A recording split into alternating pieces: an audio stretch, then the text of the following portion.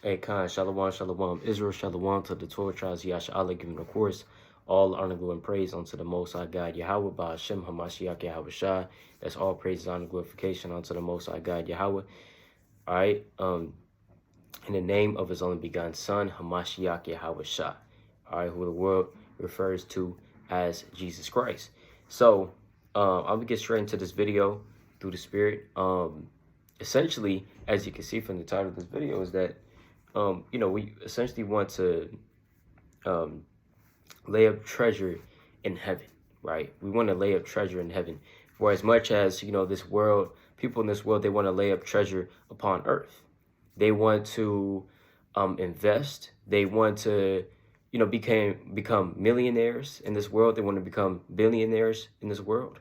And that's their goal. A lot of our people talk about getting rich, making it rich, winning the lottery, becoming a rapper, having millions of dollars, becoming a basketball player, NFL player, and having the money, the fame, and the glory of this world. But essentially, as servants of Yahweh Ba'ashem Yahweh Shah, that's not essentially our goal, to strike it rich in this world, right? And when I say rich, I don't mean to live somewhat comfortable, right? I mean essentially striving to be a billionaire, millionaire. Who needs that much money in this world, right? If you're in this truth. But I'm gonna kick it off with the book of First Timothy chapter 6, because essentially the root of all evil is money, right? Because that's why people do things. That's why people do a lot of wickedness, is for money, for monetary gain. Hey, you have certain people, I think I even seen on the news, a dude had killed his own mother, right? I think it was a Jake too, if I'm not mistaken, but he had killed his own mother for some money, I believe. It was like some insurance or something like that, right? He had killed his own mother for that. So, Jake, if you can kill your own mother who birthed you and nursed you into this world for some money, that's madness, right? And we pray that that spirit doesn't hop on any one of us, man, because that's some mad wickedness, to kill your own mother for some money. But yeah, let me go to the book of First Timothy chapter 6 and verse number 10. Right, I'm gonna start at verse 9. It says, "But they that will be rich fall into temptation and a snare." So if you're rich, that's just more temptation for you. The reason why certain people don't do certain sins, I should say, is because it's not even available for you to do so, right? How can you do some mad wickedness on a yacht, let's say? Let's say you're getting drunk on it. Certain people get drunk on yachts, whatever they do on yachts, on a boat, right by the seashore. Well, if you're poor, you can't even do that. You're not seen anywhere near a yacht, right? Or if you want to go into the club, you have to have some type of money, right? You want to go into these certain places, you have to have certain type of money, So sometimes sin is hindered for certain people because they can't essentially even commit or have enough to commit to that sin. But there are certain sins which don't cost a lot in terms of monetary gain or in terms of money, but they cost a lot because they cost your soul. And we know what those sins are. All right, but nevertheless, it says, "But they that would be rich fall into temptation and a snare." So instead of you praying, reading, and fasting, you're investing your money. You're going over here, you're going over there. You're taking week vacations. You're in the Bahamas. Next thing you know, you're in France. Next thing you know, and you're not doing the work in these places. You're trying to enjoy this world, because the more money you have, the more temptation is going to be. Even people that are rich will tell you that, look, you have more money, the bigger your problems are going to be. The more money you have, the bigger your problems are going to be, because you're more of an important person now in this world. You're more important in this world because of how much money you have. You're more of a target in this world. You're more liable to getting robbed because you have more money. Who wants to rob a poor man that's sitting on the street? I mean, why would you want to rob him? He barely has anything. People that get robbed are essentially either people that have a little bit more. Maybe they have a Mercedes. They get robbed of that. Not saying that Mercedes is anything of a luxury type of vehicle, right? But maybe they may have saved up for a Hellcat, you know, and those cost a lot. But nevertheless, you know, that man that's riding in the Hellcat is more liable to getting robbed than the man that's riding in a 2009 Honda Civic, right? But let's keep going. But they that would be rich fall into temptation and a snare, and into many foolish and hurtful lusts, which drown men in destruction and perdition. So what essentially is going to do is you're trying to strive to be essentially wealthy in this world. Then guess what? You're going to fall into foolish and hurtful lusts, which is going to drown you in destruction and perdition. It's going to cause you to go off, right?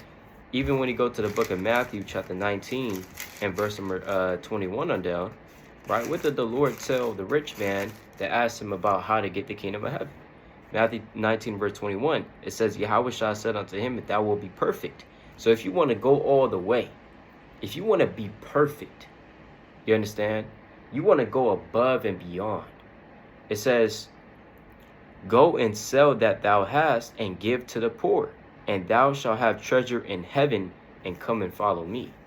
See, the Lord said, look, lay up for yourselves treasured in heaven, according to the book of Matthew, chapter 6, and verse 19. He's getting that concept from the Old Testament. The Old Testament even shows you, this is pre-Yahushua, right? In the so-called Old Testament, that by you doing the work of the Most High and fearing the Most High, you can essentially lay up treasure in heaven, right? Let's get a precept on that in the so-called Old Testament. Let's go to the book of Tobit, chapter 6, right? Because remember, the Lord said to the rich man, sell what you have, give that to the poor. Follow me, and you will have riches in heaven. The Most High is going to repay you in heaven. And that takes a whole lot of faith to sell what you have. Even though you're rich, you leave that behind. That's why Moses was given a shout out, I should say, Salakia, was given a shout out for what he did, because he essentially had did that. He left the riches of Egypt, okay, to go and be afflicted with his people in the wilderness for 40 years, right? Where he was stressed out day by day and working day by day, you know? But let's go to Tobit chapter 4 and verse 21, right? It says, and fear not, my son, that we are made poor. Don't fear because you're made poor. Don't fear because you're giving your time and energy and money to do this work. Because that's essentially what we're doing. You know, all the hours you spent studying, reading, praying, fasting. Just count it all up. Think about it. All these hours you put in for this truth, right? The days, the hours, the weeks. You know, you might have went onto a long car ride to Chicago. Yeah, anything, traveling, you know, to do the work of the Most High, all this stuff, add it all up. Hey, guess what? You could have, in that time that you spent to do the work of the Most High, you could have picked up another shift. You could have got some extra money. You could have picked up another job. You could have invested, right? Your money. You could have been on the Bitcoin app or whatever, you know, or you could have been gambling, or you could have been, you know, trying to figure out another way to get money, right? Like Jake in the world is just spending his time trying to figure out ways to get money. That's it. Not caring about his nationality, not caring about the prophecies, what's going on in the world, right? His main concern is just getting rich, all right? But I'm gonna read that again. It says, fear not, my son, that we're made poor. So imagine all that time you could have spent doing other things, getting money. But no, you chose to do the work of the Most High, which could be causing you to what? You know, making yourself poor, and on a certain level, you know, so-called poor on a physical level. Now you're living check by check. You could have picked up the other job now, and then you would have been way more comfortable. But you're like, you know what? It's going to interfere with the work. They're going to be having me to be working on every Sabbath. I can't go to camp, right? They're going to be having me to, you know what I'm saying? I'm not going to have time for my family. I'm not going to have time to, you know what I'm saying, essentially read, because they're going to be overworking me. So you know what? I'm gonna just stick with this job. I'm gonna just stick with this, even though I'm barely making, I'm barely cutting it. You know. So these are the tough decisions we have to make in this world. But essentially, what Tobit is saying, he's saying, "Fear not, my son, that we're made poor." And this is, I'm kind of breaking this down on a spiritual level, but it says, "But that for thou hast much wealth." It says, "For thou hast much wealth, if thou fear God and depart from all sin and do that which is pleasing in His sight." So that's essentially how we get true wealth, is by fearing the Most High, departing from all sin, and doing that which is pleasing in His sight. So if we want to have that wealth, right, it's not on a physical level, it's on a spiritual level, right? It's essentially fearing the Most High and doing that which is pleasing in His sight, which is keeping the commandments, right? Keeping the commandments, giving alms, doing the work of the Most High, reading, praying, fasting. It's all labor. It's adding up, to that's converting. The Lord's converting that to spiritual wealth. And again, all that takes faith, and that's why that man that was rich in Matthew 19, it said that he went away sorrowful because he had great possessions, and he didn't want to let those possessions go. He didn't have enough faith to understand that, oh, you know what? This world doesn't really matter. He didn't have enough faith to perceive that. Sometimes that's something that we may struggle with, is to look at the bigger picture. With faith, you have to always look at the bigger picture. You have to always look and be optimistic about the future. That's what faith essentially comes in. That's when the faith actually comes in. You're looking at the future optimistically and hoping and putting your trust and hope in the Most High that He's going to provide for you, and He's literally, for lack of better terms, He's increasing your bank account up there in the third heaven, right? Third heaven, everybody has that bank account, and you keep doing the work of the Most High, and that is going to increase. All the praying you're doing, the fasting, the studying, the teaching your people, for women, all the times that you're submitting unto your husband, all the times in which you're putting your wants, your needs and desires, second, and the wants and needs and desires of the Most High first.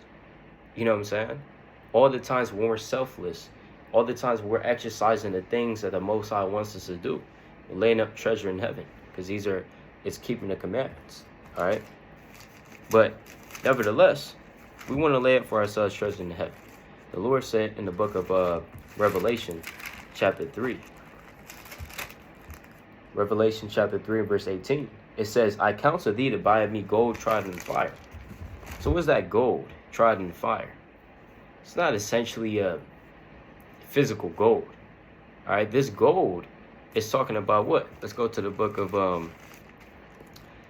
1 Peter chapter 1 verse 7, that the trial of your faith, being much more precious than of gold that perisheth, though it be tried with fire, might be found unto praise and honor and glory at the appearing of Yahweh Shah HaMashiach.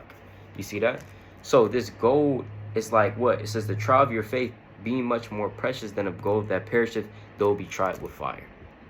So what essentially is that talking about in Revelation chapter 3 and verse 18? When it says, "I counsel thee to buy me gold tried in the fire, that thou mayest be rich."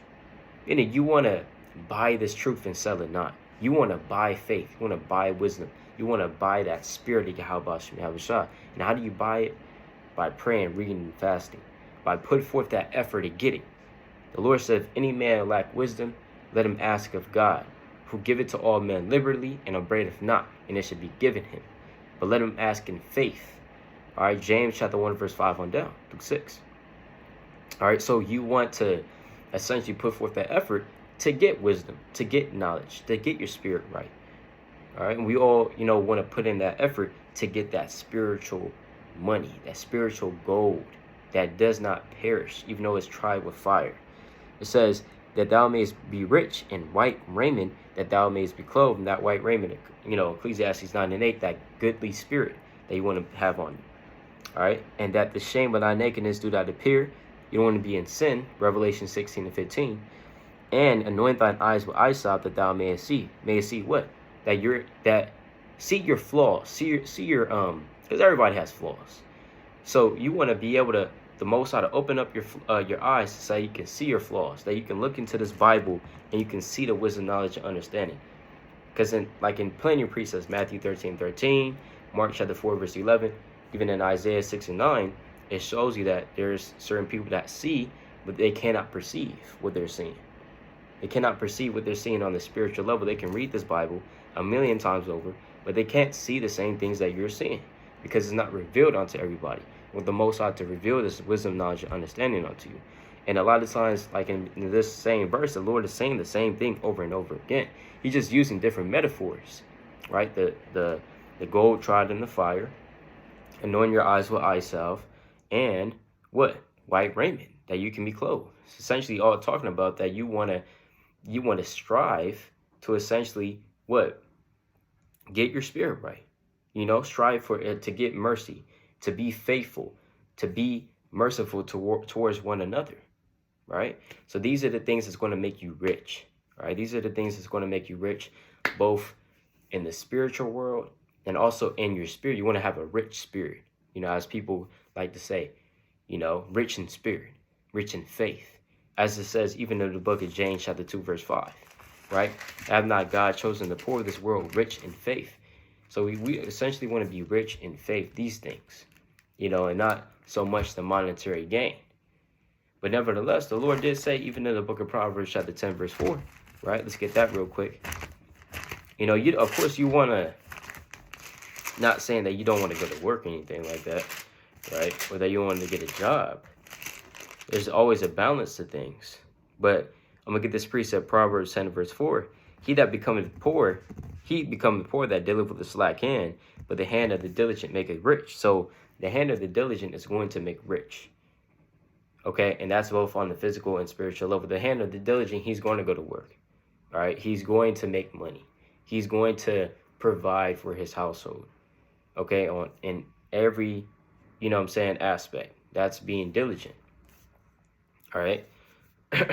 But nevertheless, this video is more so about the spiritual riches, how to attain them. Just a quick video going into that through the spirit. So yeah, all praises to Yahweh Ba'Shem HaMashiach Yahweh Shah, Lord willing. It's edifying through the spirit. Kwam Yasha Allah. Shalom.